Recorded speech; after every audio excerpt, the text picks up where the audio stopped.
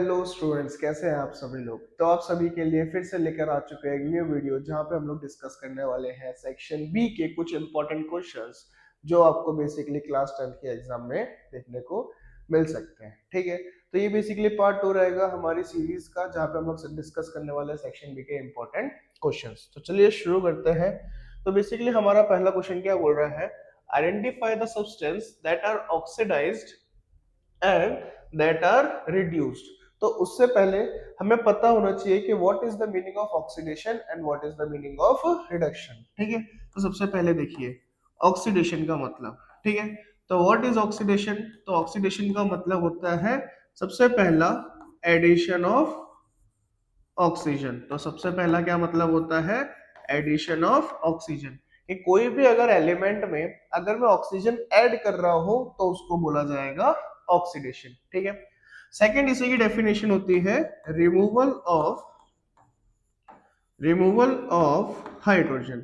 कि अगर कोई एलिमेंट में से हाइड्रोजन निकल गया, क्या हो गया, कोई एलिमेंट में से हाइड्रोजन निकल गया तो भी उसको क्या बोला जाएगा, ऑक्सीडेशन। ठीक है, now next one is reduction.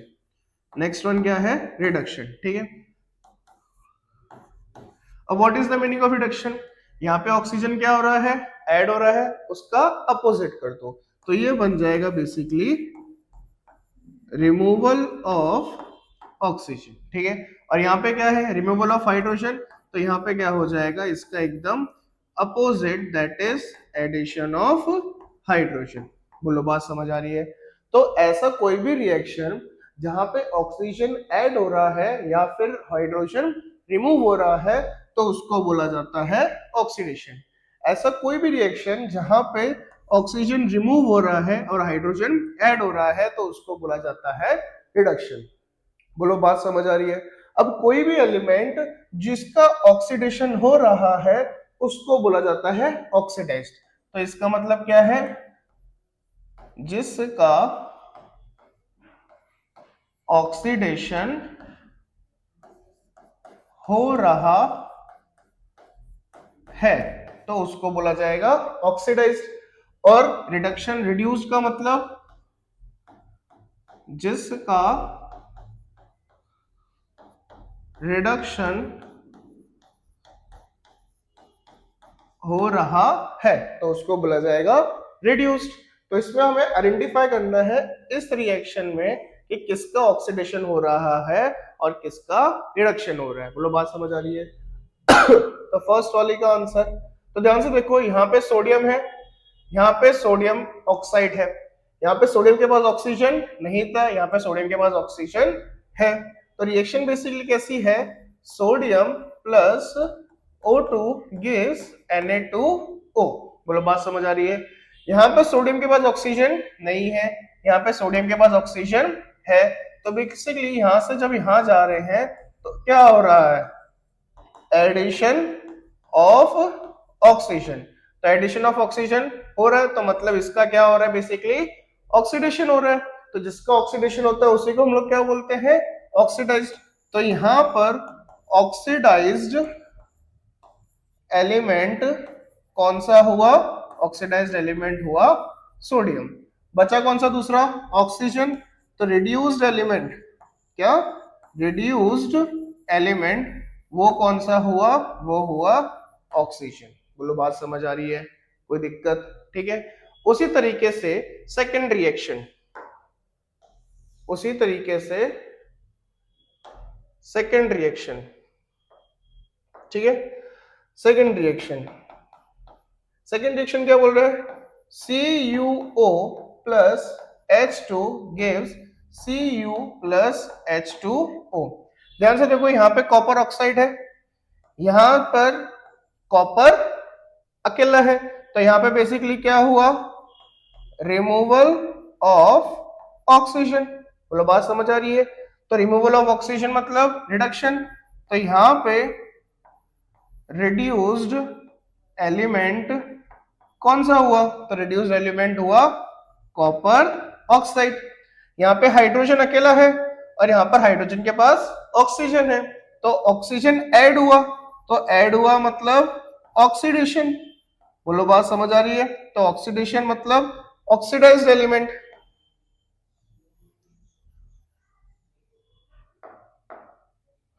Oxidised element, oxidised element कौन सा है?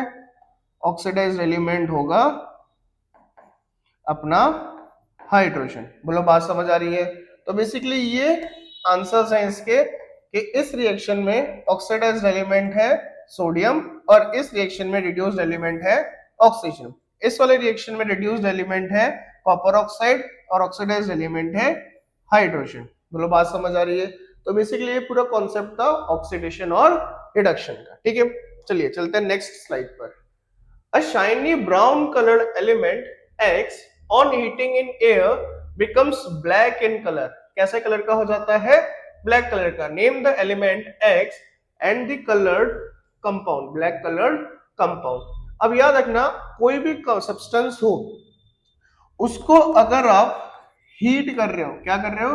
हीट, और वो अगर ब्लैक कलर का हो जा रहा है, क्या हो जा रहा है? ब्लैक कलर का हो जा रहा है, तो हमेशा याद रखना वो एलिमेंट कौन सा होगा? वो एलिमेंट होगा कॉपर। क्या होगा? एलिमेंट होगा कॉपर। अब कॉपर को आप हीट कर रहे हो, तो कॉपर को हीट कर रहे हैं तो वो ऑक्सीजन के साथ रिएक्ट करेगा और क्या बना देगा? Copper oxide. ये कॉपर ऑक्साइड ही ब्लैक कलर का कंपाउंड बनाएगा। क्या बनाएगा? ब्लैक कलर का कंपाउंड बनाएगा। तो ब्लैक कलर्ड कंपाउंड कौन सा हुआ? ब्लैक कलर्ड कंपाउंड हुआ कॉपर ऑक्साइड। बोलो बात समझ आ रही है? ठीक है, तो एलिमेंट एक्स कौन सा है? कॉपर है, और ब्लैक कलर्ड कंपाउंड कौन सा है? कॉपर ऑक्साइड है। बोलो बात समझ आई? ठीक है, नेक्स्ट क्वेश्चन। नेक्स्ट क्वेश्चन क्या बोल रहा है? A solution of a substance x is used for white wash. अब जैसे ही आपको बोल दिया जाए व्हाइट वॉश, क्या बोल दिया जाए? व्हाइट वॉश, तो हमेशा याद रखना व्हाइट वॉशिंग के लिए आपका हमेशा यूज होता है कैल्शियम ऑक्साइड। क्या यूज होता है? Calcium oxide. ठीक है, तो नेम द सब्सटेंस, सब्सटेंस बता दिया मैंने आपको, calcium oxide. Right it's formula CaO। Next question में क्या बोल रहा है? Right the reaction of a substance named in one above with water. Water के साथ उसका रिएक्शन मुझे बताना है। तो ये फर्स्ट वाले का, सेकंड वाले का, कि अगर मैं CaO का वाटर के साथ रिएक्शन बताऊंगा तो ये बेसिकली क्या बनाएगा?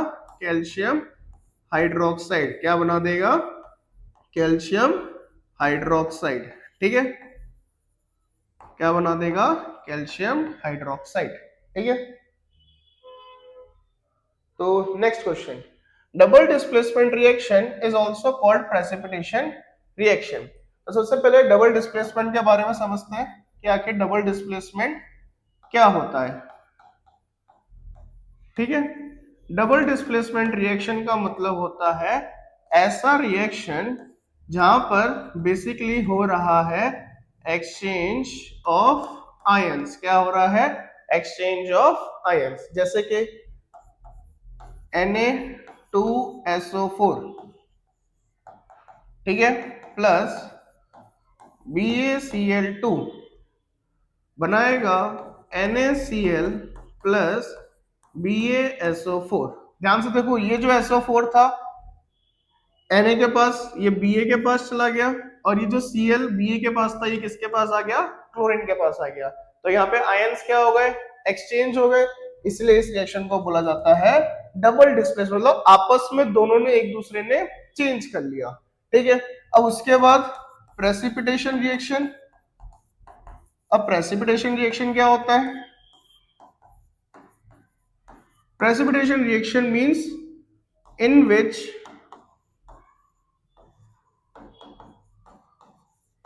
insoluble substance is formed। क्या फॉर्म्ड होता है? इनसॉल्युबल सब्सटेंस फॉर्म होता है। उस रिएक्शन को हम लोग बोलते हैं प्रेसिपिटेट रिएक्शन। अब सर डबल डिस्प्लेसमेंट को क्यों प्रेसिपिटेशन रिएक्शन कहा जाता है? तो याद रखना double displacement reaction involves formation of precipitate, क्या करता है, involves the formation of precipitate.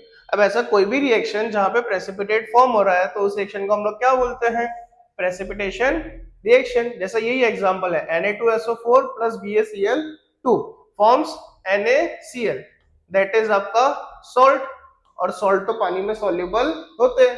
तो यहाँ पे जो ये बेरियम सल्फेट फॉर्म हुआ है that will be precipitate, PPT।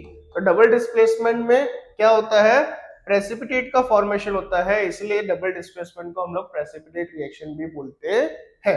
बोलो बात समझ आ रही है, ठीक है। तो चलिए नेक्स्ट क्वेश्चन पे, why is the solution of slate lime. सबसे पहले समझो स्लेट लाइम का मतलब क्या होता है, कैल्शियम हाइड्रोक्साइड, ठीक है, calcium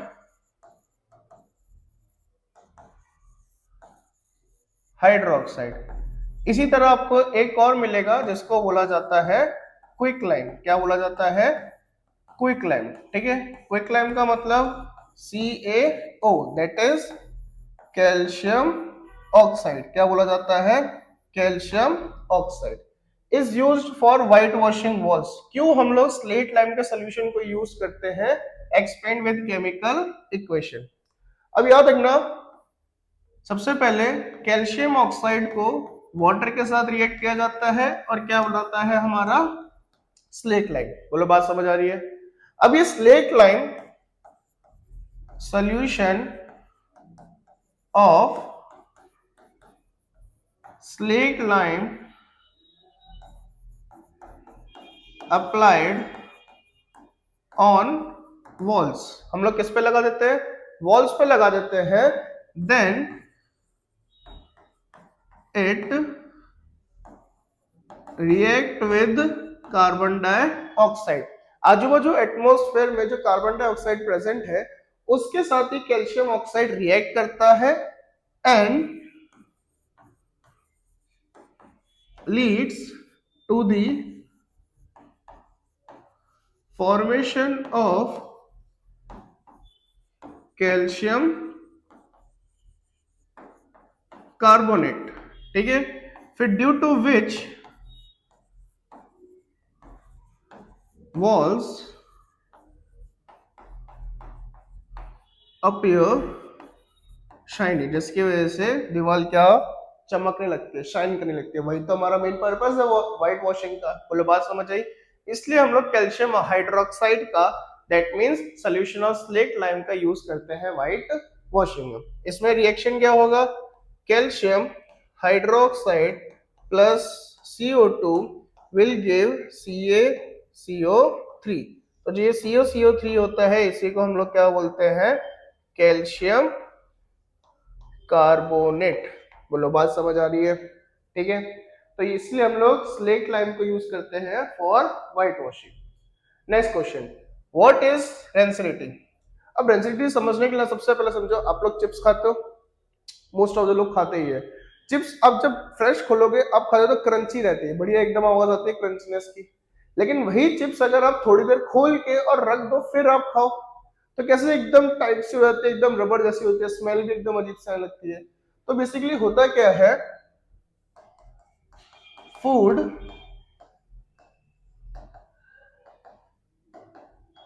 containing oil and fat react with atmospheric oxidation and moisture, due to which smell and taste changes, and this reaction is called rancidity. बोलो बात समझ आ रही है। तो इस रिएक्शन को हम लोग क्या बोलते हैं, रेंसिडिटी बोलते हैं, ठीक है। What is the general name of the chemical which are added to fat and oil containing food to prevent rancidity? To prevent rancidity, to prevent रेंसिटी मतलब हमें अगर रेंसिडिटी को रोकना है तो ऑयल एंड फैट में कुछ ऐसा डालना पड़ेगा ताकि वो ऑक्सीजन के साथ रिएक्ट ना करे। तो ऐसे केमिकल्स को हम लोगों ने नाम दिया है बेसिकली एंटीऑक्सीडेंट। क्या नाम दिया है? एंटीऑक्सीडेंट। बोलो बात समझ आ रही है? इसका एग्जाम्पल क्या हो सकता है? इसका एग्जाम्पल हो सकता है नाइट्रोजन गैस। ठीक है, nitrogen gas is used as antioxidant in various food packets. ठीक है, करते हैं 3 टेस्ट ट्यूब। अभी 3 टेस्ट ट्यूब, तो बेसिकली टेस्ट ट्यूब ले लेते हैं अपने डिसिप्लिन टूल्स केमिस्ट्री। केमिस्ट्री में टेस्ट ट्यूब 1 2 3। ठीक है, ये 3 टेस्ट ट्यूब मैंने यहां पर ले ली। ठीक है, 3 टेस्ट ट्यूब, इसका नाम बेसिकली रख दिया ए, इसका रख दिया बी और इसका रख दिया सी। बोलो बात समझ आ रही है? बोल रहे हैं अच्छा ए बी सी डी नहीं, एक्स वाई जेड है।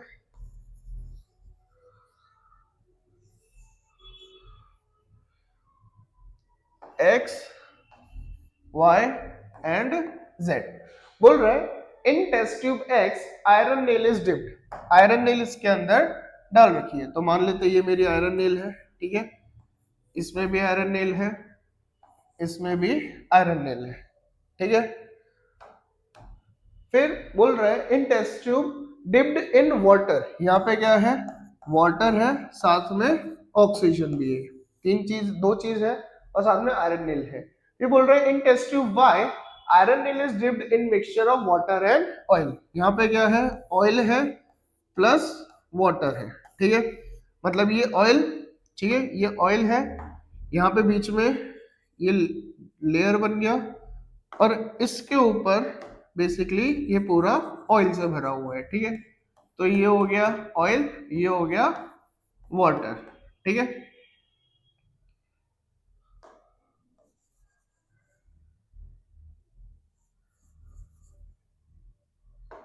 और यहां पे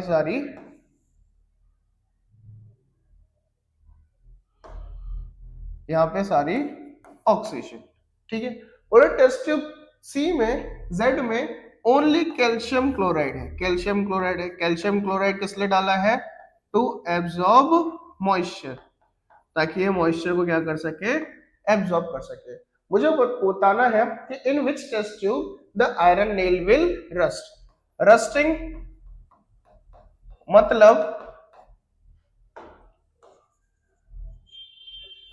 मतलब कोरोजन ऑफ आयरन। अब कोरोजन के लिए क्या चीजें चाहिए होती है? एक चाहिए होता है वाटर और एक चाहिए होता है ऑक्सीजन। वाटर कौन से फॉर्म में? वेपर फॉर्म में भी चलेगा और लिक्विड फॉर्म में भी चलेगा। कहां कहां पर वाटर और ऑक्सीजन है? देखो यहाँ पे वाटर और ऑक्सीजन है, तो यहाँ पे रस्ट होगा। यहाँ पे भी वाटर है और ऑक्सीजन भी है, लेकिन बीच में किसकी लेयर है? ऑयल की लेयर है। तो ऑयल की लेयर की वजह से वाटर और ऑक्सीजन मिक्स नहीं हो पाएंगे। और यहाँ पे कैल्शियम क्लोराइड की वजह से मॉइस्चर तो गायब हो गया, कैल्शियम क्लोराइड ने सारा मॉइस्चर एब्जॉर्ब कर लिया। तो यहाँ पे सिर्फ ऑक्सीजन है, वाटर नहीं है, तो यहाँ पे रस्ट नहीं होगा, यहाँ पे भी रस्ट नहीं होगा, लेकिन यहाँ पे रस्ट होगा। बोलो बात समझ आ रही है? तो एक्स वाई जेड में से कौन सी टेस्ट ट्यूब में होगा? तो X test tube will have rusting of iron. ठीक है, next question, what is called exothermic chemical reaction. अब ध्यान से देखना, 2 वर्ड दिखेंगे इसमें आपको, exo plus thermic. Exo means release outside और थर्मिक का मतलब होता है हीट। बोलो बात समझ आ रही है? तो exothermic reaction means reaction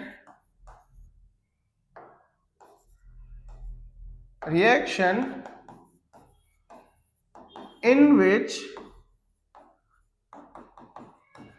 heat is released. That is basically energy. Heat is released. तो उस रिएक्शन को हम लोग क्या बोलते हैं?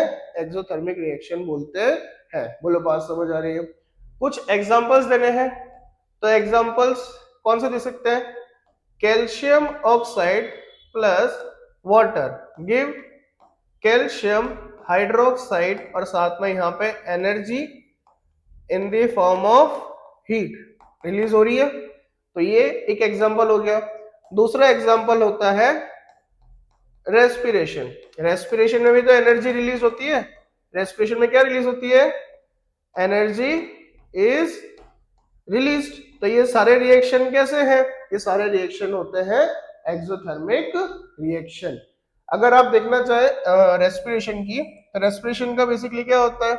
जो आपने खाना खाया है C6H12O6 ऑक्सीजन के साथ मिलके क्या बनाता है? कार्बन डाइऑक्साइड, साथ में वाटर और साथ में एनर्जी। तो एनर्जी रिलीज हो रही है कि नहीं हो रही है? तो respiration is also an exothermic reaction. ठीक है। How is the amount of urine produce regulated? अब देखो, amount of urine depends amount of urine depends upon. अब ये दो चीजों पे डिपेंड करते हैं। सबसे पहला amount of water in body, body के अंदर कितना पानी है, और दूसरा amount of waste need to be removed. बात समझ आ रही है?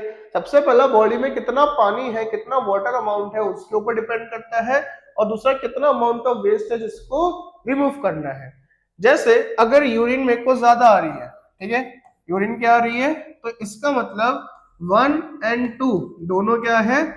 ज्यादा है। लेकिन अगर यूरिन कम प्रोड्यूस हो रही है, इसका मतलब 1 और 2 दोनों क्या है? कम है। अमाउंट ऑफ वाटर भी कम है और अमाउंट ऑफ वेस्ट भी क्या है? कम है। लेकिन अगर यूरिन ज्यादा आ रही है, इसका मतलब अमाउंट ऑफ वाटर भी ज्यादा है और अमाउंट ऑफ वेस्ट भी कम है। तो इस तरीके से the amount of urine produce regulate होती है। ठीक है। नेक्स्ट क्वेश्चन, नेक्स्ट क्वेश्चन क्या बोल रहा है? Where do plants get each of the raw material required for photosynthesis? Photosynthesis basically क्या होता है? प्रोसेस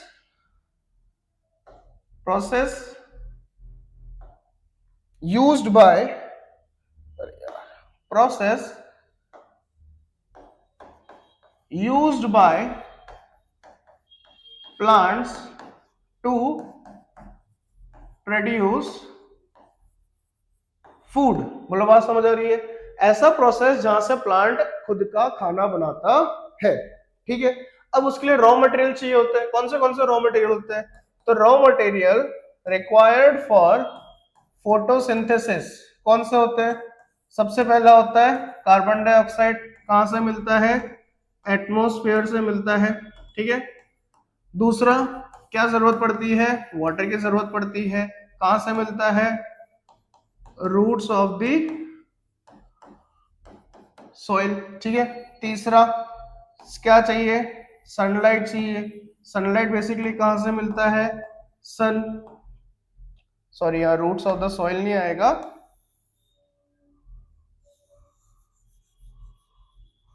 यहां पे आएगा फ्रॉम सॉइल बाय रूट्स। बोलो, बात समझ आ रही है? ठीक है। तो ये तीन बेसिकली रॉ मटेरियल चाहिए होते हैं फोटोसिंथेसिस को, मतलब प्लांट को फोटोसिंथेसिस कराने के लिए। ठीक है। Next question, the main organ of the excretory system is kidney. ये हमारा क्या है? असर्शन है। अब असर्शन क्या बोल रहा है कि ह्यूमन एक्सक्रीटरी सिस्टम के लिए मेन ऑर्गन क्या है? किडनी है। तो असर्शन इज करेक्ट, क्योंकि किडनी ही हमारा बेसिकली फिल्ट्रेशन करती है बॉडी में। ठीक है। फिर kidney performs the function of removing excess water and nitrogenous waste from the body. ठीक है। तो रीजन भी क्या है? सही है। क्या है? रीजन भी सही है, किडनी ही सब चीजों में हेल्प करती है।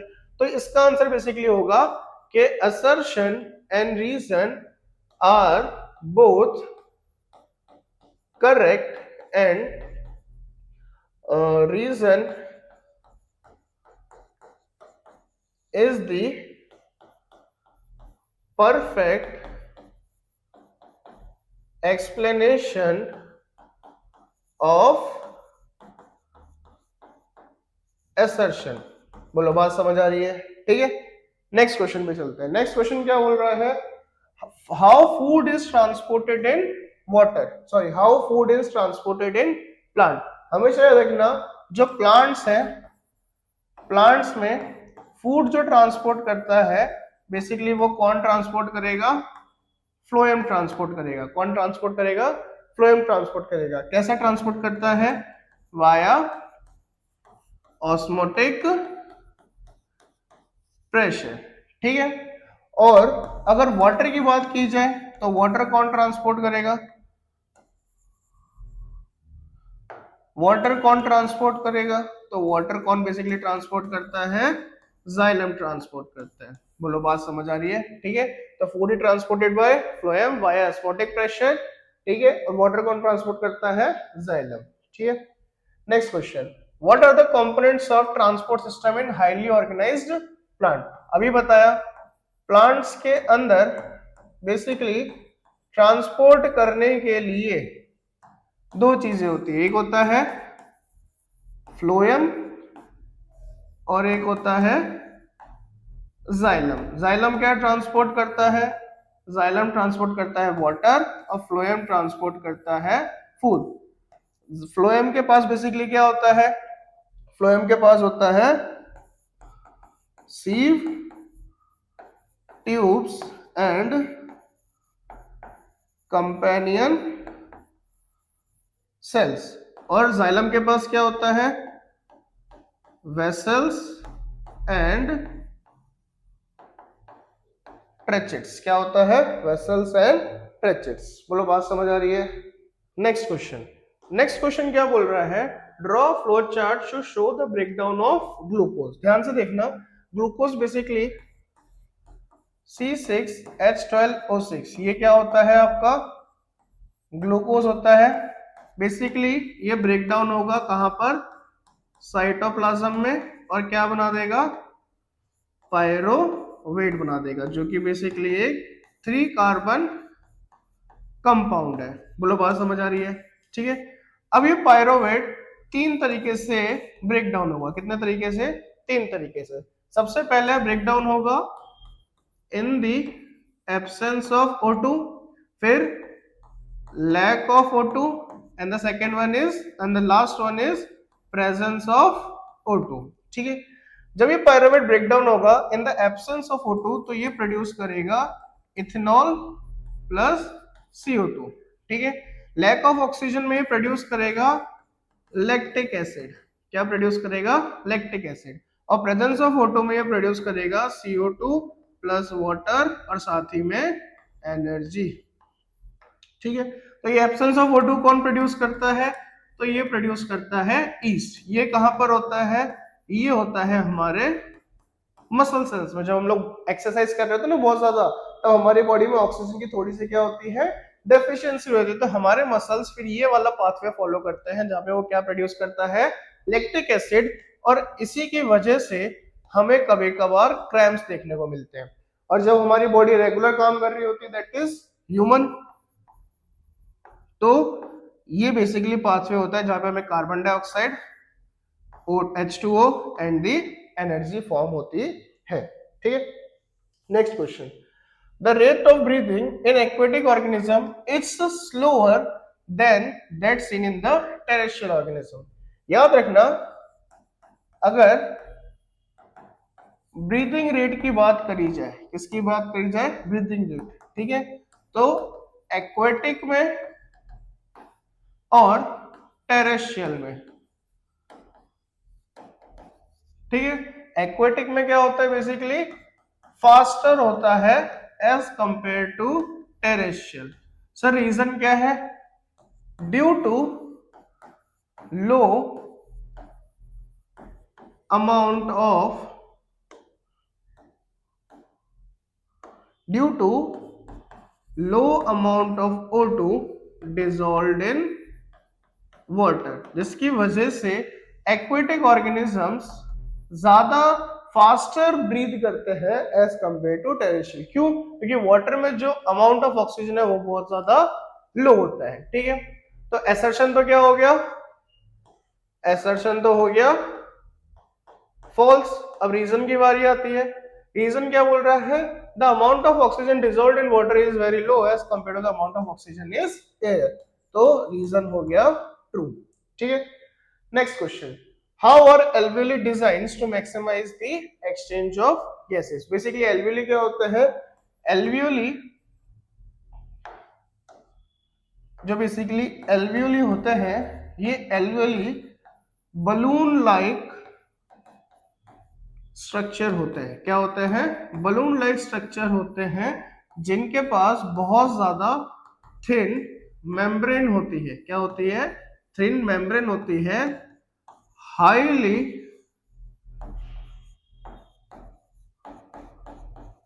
सप्लाइड विद वेसल्स, जिसके वजह से क्या होता है, हाई सरफेस एरिया या फिर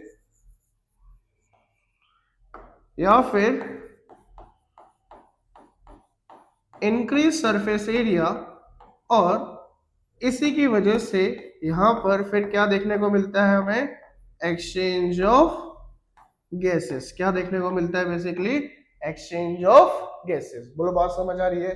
तो इस तरीके से एल्वेली का डिजाइन किया जाता है ताकि उसके अंदर क्या हो सके, एक्सचेंज ऑफ गैसेस हो सके। ठीक है, next, what is the function of digestive enzyme. तो डाइजेस्टिव एंजाइम जो होता है, क्या होता है, डाइजेस्टिव एंजाइम, बेसिकली इसका एक ही फंक्शन है कि जो हमारे कॉम्प्लेक्स फूड मटेरियल होते हैं, क्या होते हैं, कॉम्प्लेक्स फूड मटेरियल होते हैं, उसको बेसिकली सिंपल फूड मटेरियल में कन्वर्ट करके दे। तो digestive enzymes convert complex food material into food material. जैसे कि एग्जाम्पल के तौर पे amylase,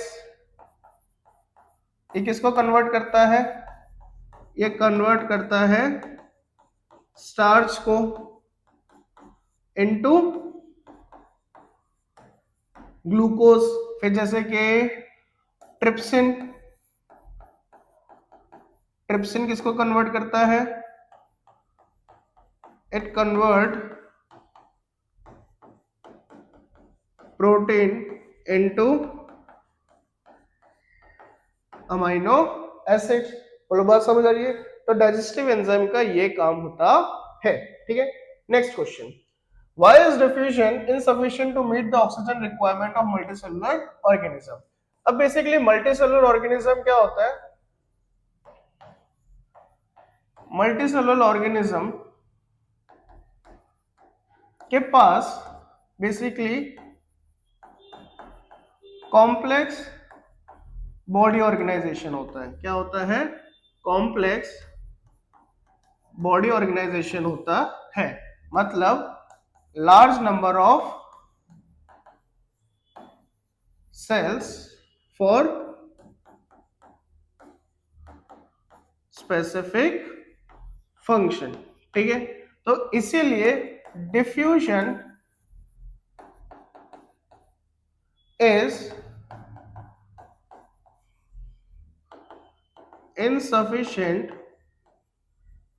to meet the oxygen requirement just because of its complex body organization। अगर सिंपल बॉडी ऑर्गेनाइजेशन होता है, जैसे यूनिसेलुलर में होता है, उनका एक सिंगल ही सेल सारे फंक्शंस परफॉर्म करता है, तो इसीलिए वहां पे डिफ्यूजन जो है वो बेसिकली ऑक्सीजन रिक्वायरमेंट पूरी कर सकता है। लेकिन यहाँ पे तो एक से ज्यादा सेल है, लाखों करोड़ों सेल है, जो हर एक नया अलग अलग फंक्शन कर रहा है, तो उसकी ऑक्सीजन रिक्वायरमेंट डिफ्यूजन पूरी नहीं कर सकता है। इसलिए diffusion is insufficient to meet the oxygen requirement of multicellular organism. ठीक है, next question, what are the outside raw material used by organism. इसमें ऑर्गेनिज्म का मतलब है कंज्यूमर। ठीक है, तो कंज्यूमर में बेसिकली कौन से रॉ मटेरियल्स होते हैं, तो बेसिकली हम लोग आउटसाइड से लेते हैं। कहां से लेते हैं? आउटसाइड से। सबसे पहला फूड, दूसरा ऑक्सीजन, तीसरा वाटर। ये सारे हम लोग आउटसाइड से लेते हैं। खाना खाते हैं, ऑक्सीजन एटमॉस्फेयर से लेते हैं, वाटर भी हम लोग बाहर से लेते हैं, इसलिए ये सारे आउटसाइड रॉ मटेरियल होगा used by an organism. Next question, draw label diagram, draw a label diagram of longitudinal section of a flower. तो यहाँ पे बेसिकली किसका डायग्राम बनाना है?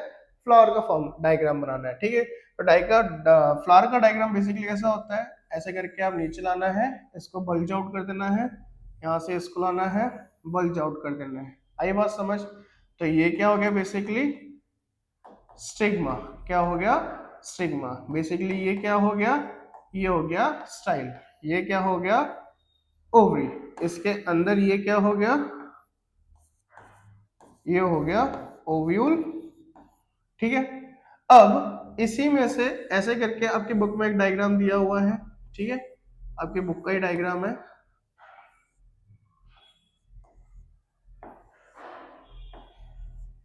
ठीक है, ये क्या होता है? ये होता है एंथर। क्या होता है?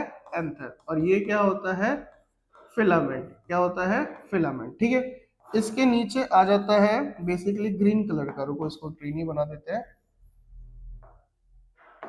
तो बेसिकली इसके नीचे आ जाता है एक ग्रीन कलर का ऐसे, जिसको हम लोग बोलते हैं सेपल्स। क्या बोलते हैं?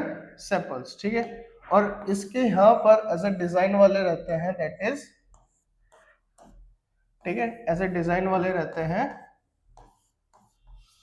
इसको बोला जाता है पेटल्स। क्या बोला जाता है? पेटल्स, जो बेसिकली कैसे रहते हैं? कलरफुल रहते हैं। बोलो बात समझ आ रही है? तो बेसिकली ये डायग्राम है किसका? Longitudinal section of a flower का, ठीक है। Next question, describe menstrual cycle. अब बेसिकली होता क्या है इन फीमेल, ठीक है, फीमेल है,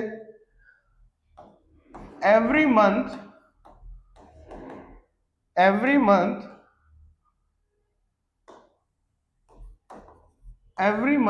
क्या रिलीज होता है? एग रिलीज होता है। तो इधर दो कंडीशन बनती है। एक, अगर ये एग क्या हो गया? फर्टिलाइज्ड हो गया, तो basically that will lead to pregnancy. तो वो किस तरफ ले जाएगा? प्रेगनेंसी की तरफ ले जाएगा। लेकिन यही अगर एग अनफर्टिलाइज्ड रहा, क्या रहा? अनफर्टिलाइज्ड रहा। यही एग अगर अनफर्टिलाइज्ड रहा तो क्या होगा? तो दिस एग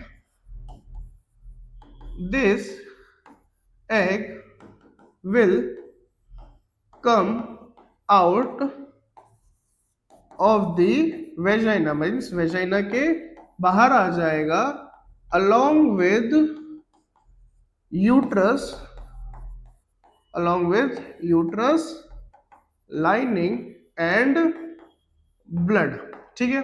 और इसको हम लोग क्या बोलते हैं? इसको बोलते हैं मेंस्ट्रुअल फ्लो। क्या बोला जाता है बेसिकली इसको? मेंस्ट्रुअल फ्लो, ठीक है।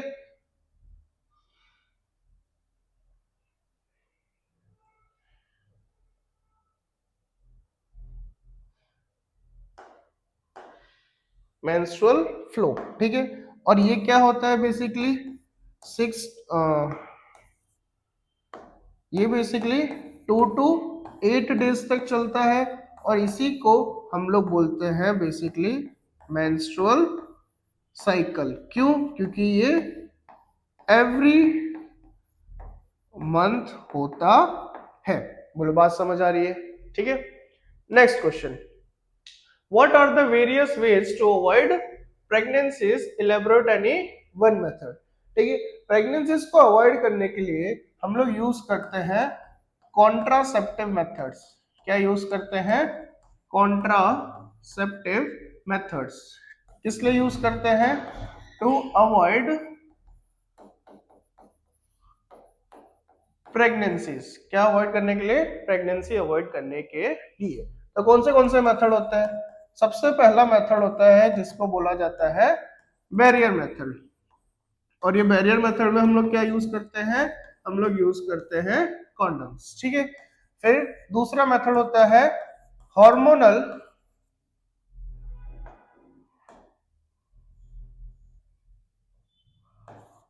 हार्मोनल डिसबैलेंस, ठीक है। इसमें बेसिकली क्या करते हैं, जो हमारी बॉडी के हॉर्मोन्स होते हैं वो डिस्टर्ब हो जाते हैं, ठीक है। डिस्टर्बेंस क्रिएट कर देंगे, जैसे कि ओरल पिल्स की मदद से, ठीक है। और तीसरा होता है जिसको बोला जाता है सर्जिकल मेथड। क्या बोला जाता है? सर्जिकल मेथड बोला जाता है, ठीक है। इस मेथड में हम लोग क्या कर देते हैं, परमानेंट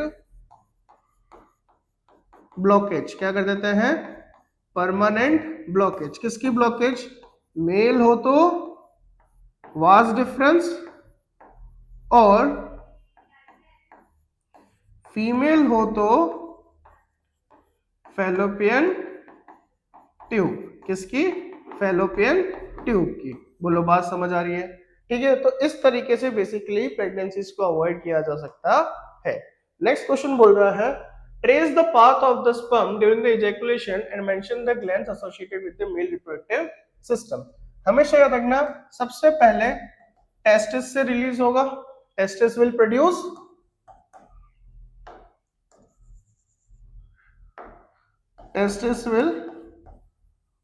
प्रोड्यूस स्पर्म, ठीक है। और इधर से ये कहां जाएगा? वास डिफरेंस के थ्रू ये जाएगा यूरेथ्रा में, ठीक है। कहा जाएगा? यूरेथ्रा में। यूरेथ्रा से फिर ये इजैकुलेट हो जाएगा आउटसाइड, ठीक है। तो यहां पर दो ग्लैंड रहते हैं, एक रहता है प्रोस्टेट ग्लैंड और दूसरा रहता है सेमाइनल वेसिकल। ये दोनों काम क्या करते हैं? रिलीज करते हैं फ्लूइड। क्या रिलीज करेंगे? फ्लूइड रिलीज करेंगे that will help sperm to move easily and provide nutrition also। बोलो, बात समझ आई? यहां पे ये ग्लैंड रहता है testis that will produce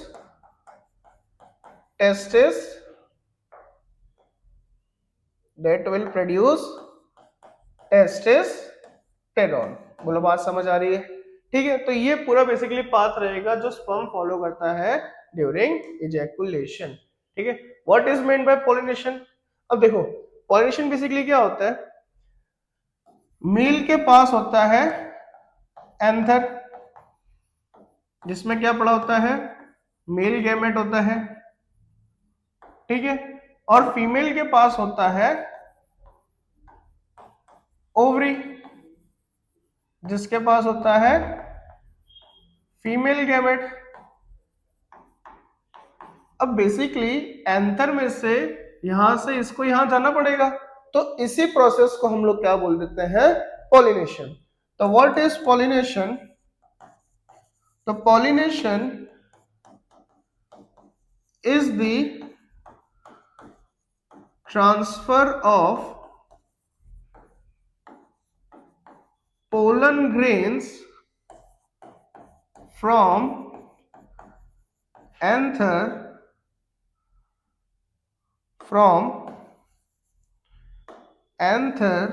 of stamen to the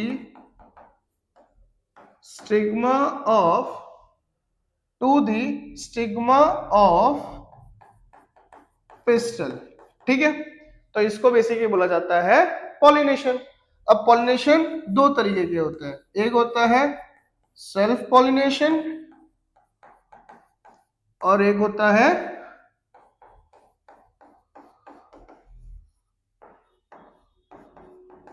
cross pollination. बात समझ आ रही है? सेल्फ पॉलिनेशन मतलब जहां ट्रांसफर सेम फ्लावर में हो रहा है। कहां पे हो रहा है? सेम फ्लावर में, और क्रॉस पोलिनेशन मतलब जहां ये ट्रांसफर जो हो रहा है वो बेसिकली डिफरेंट फ्लावर में हो रहा है। जैसे कि अगर डायग्राम से समझाना चाहे तो ये एक फ्लावर है, ठीक है, यहां से पोलन रिलीज हुआ, ठीक है, और इसी में दोबारा आ गया स्टिग्मा पे। कहां पे? स्टिग्मा पे, ठीक है, इसी फ्लावर के स्टिग्मा पे आ गया। लेकिन अगर दो फ्लावर है, जैसे यहां का पोलन है, यहां से रिलीज हुआ और दूसरे फ्लावर के स्टिग्मा पर आ गया, तो बेसिकली ये होगा क्रॉस पॉलिनेशन और ये होता है सेल्फ पॉलिनेशन। बोलो बात समझ आ रही है?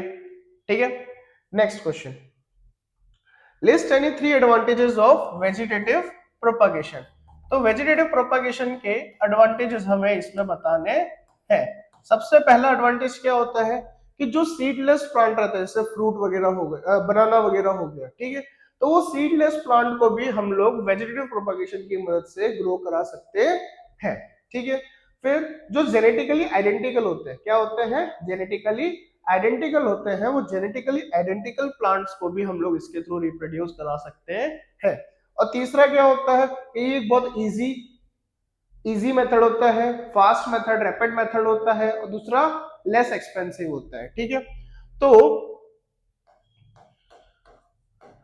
सीडलेस प्लांट लाइक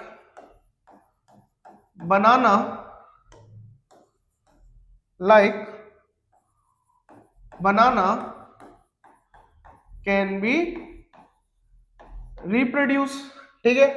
दूसरा, it is very easy, less expensive and rapid method. आ रही बात समझ? और तीसरा, genetically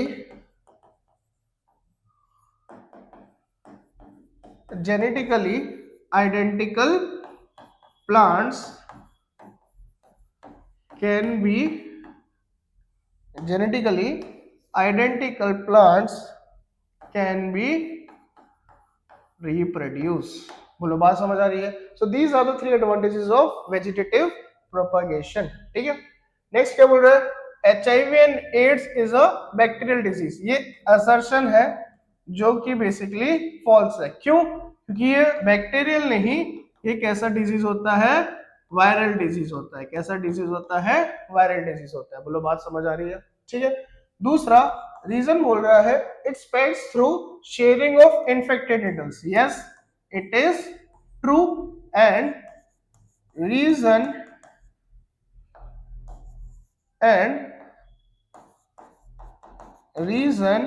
is the correct explanation। क्यों?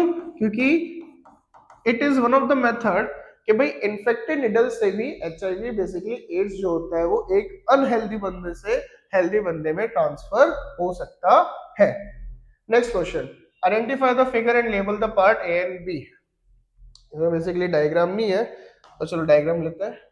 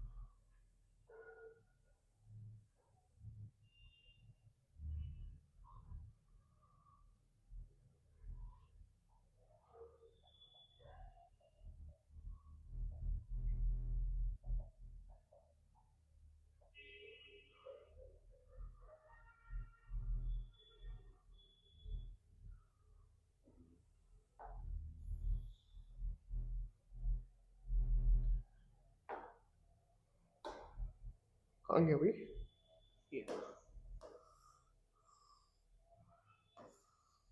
ठीक है, तो ए और बी को छोड़ो, सब क्या बताने, ठीक है। बेसिकली ए क्या होता है, ए होता है ओवरी, क्या होता है ओवरी, ठीक है। सी क्या होता है, सी होता है यूट्रस, क्या होता है यूट्रस, ठीक है। डी क्या होता है, तो डी होता है फैलोपियन ट्यूब, क्या होता है फैलोपियन ट्यूब, इसको कहीं कहीं पर लिखा रहता है ओविडक्ट, ठीक है। बी क्या होता है, बी बेसिकली होता है फिम्बरी, ठीक है। यहाँ पे ये वाला हिस्सा क्या होता है, ये बेसिकली होता है सर्विक्स, और ये हिस्सा कौन सा होता है, बेसिकली इसको बोला जाता है वेजाइना, ठीक है। ये तो पूरी लेबलिंग है और काफी इंपॉर्टेंट है, काफी बार एग्जाम में पूछा गया है, ठीक है। नेक्स्ट क्वेश्चन, नेक्स्ट क्वेश्चन क्या बोलता है, prenatal sex determination has been prohibited by law. Basically prenatal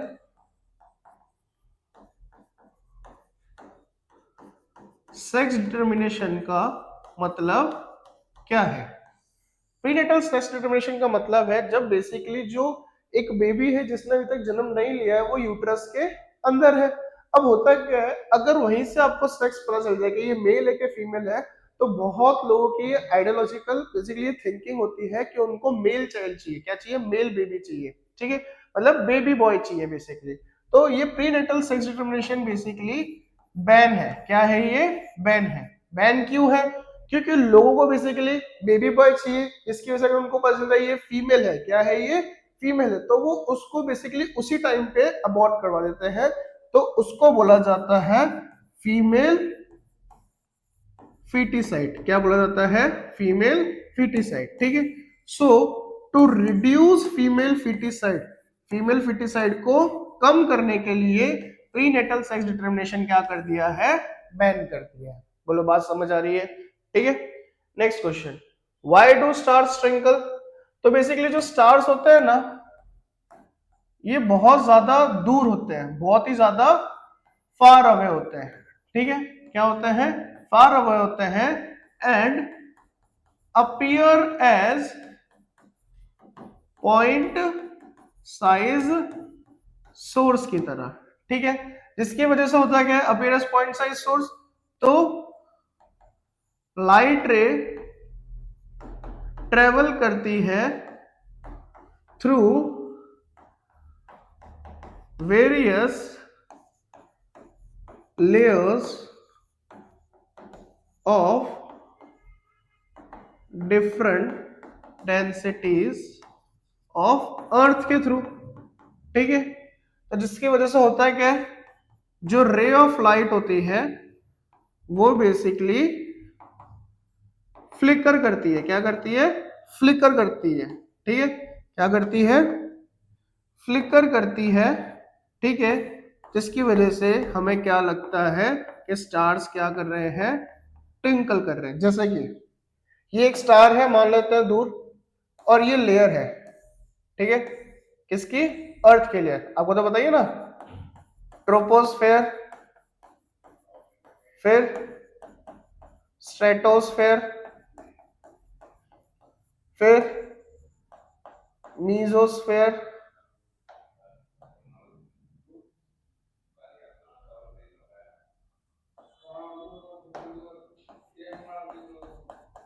mesosphere, फिर थर्मोस्फेयर, फिर एक्सोस्फेयर। अब ये लाइट रे यहां से ऐसे ट्रेवल करेगी, फिर ट्रेवल करेगी, फिर ट्रेवल करेगी, तब जाके मेरी आंखों पे पहुंचेगी। तो कितने डिफरेंट सारे लेयर्स के साथ इसको ट्रेवल करना पड़ रहा है, और हर लेयर की डेंसिटी क्या है, अलग होती है।